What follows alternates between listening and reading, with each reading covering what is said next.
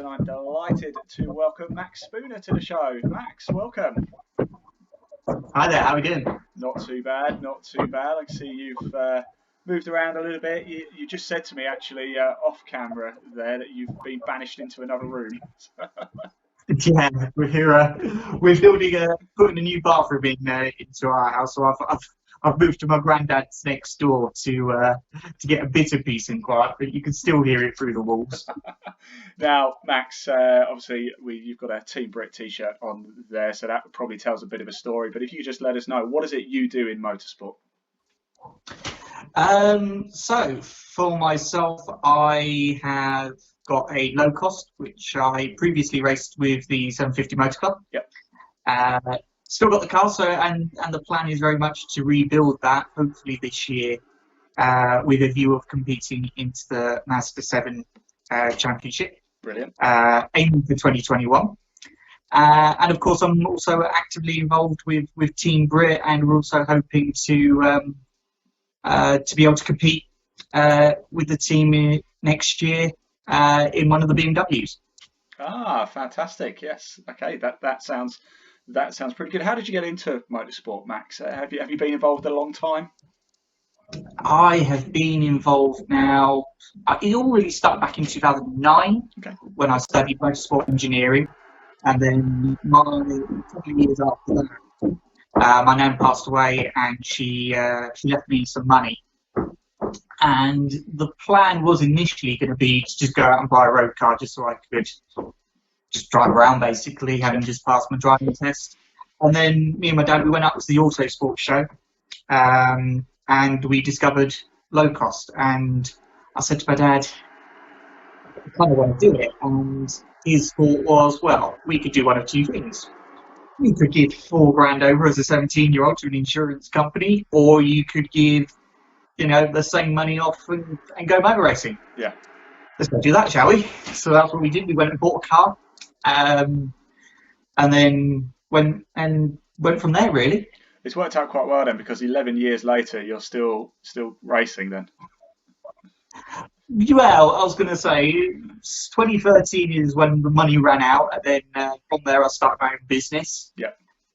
Followed the British touring cars for a couple of years, visiting all the circuits, and then it was a case of trying to raise the capital again. Starting your own business is not easy. Ran up a lot of debt, and paying that off, I said to myself, I'm not going racing until I've paid that money. So I'm now at that position where I've pretty much done that. So congratulations.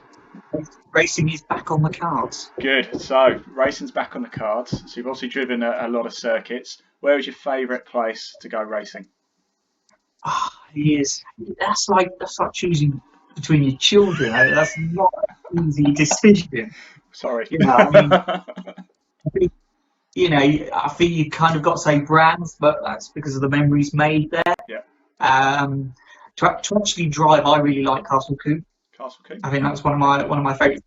Yeah, it's really grab by the scruff of the neck. Somebody said Knock Hill earlier. I was like, okay, yeah, I've never been there, so I can't knock it. Excuse the pun, but yeah. And Donington Park's been quite a popular one as well. But I had a massive paint stopper at Donington Park once. So, Max, let me ask you this then.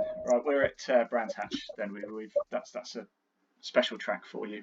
We're at Brands Hatch, and we've got an empty garage. But I can tell you that in that garage, I can make appear any car, road, race car, it can be anything, and you've got 10 laps in it around Brands Hatch. What are you choosing? I think you have to be the Volvo 850 Estate, won't it? Really? How about Vauxhall Cavalier? I always wanted one of those. It's going to be the 850 Estate.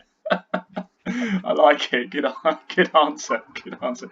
Right, now talking about laugh a minute. I want to talk about embarrassing moments, Max. Have you had any? And if so, please do enlighten us.